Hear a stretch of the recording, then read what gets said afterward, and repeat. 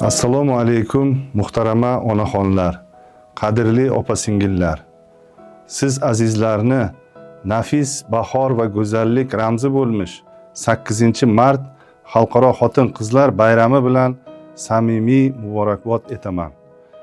Hayotimizning ko'rki va fayzi, jamiyat va oilaning ustuni bo'lgan xotin-qizlarimizni hurmat qilish dono xalqimiz uchun azaldan yuksak qadriyat bo'lib kelgan. Zero sizlar bilan hayotimiz mazmunli, xonadonlarimiz esa nurafshondir.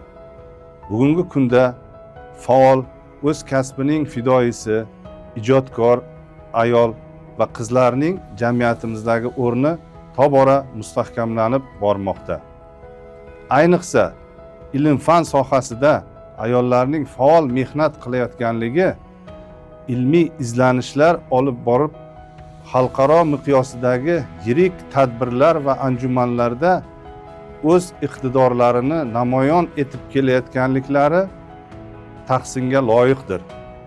So'nggi vaqtlarda mamlakatimiz erishayotgan har bir yutuqlarda ayollarimizning beqiyos hissasi borligini alohida ta'kidlash lozim.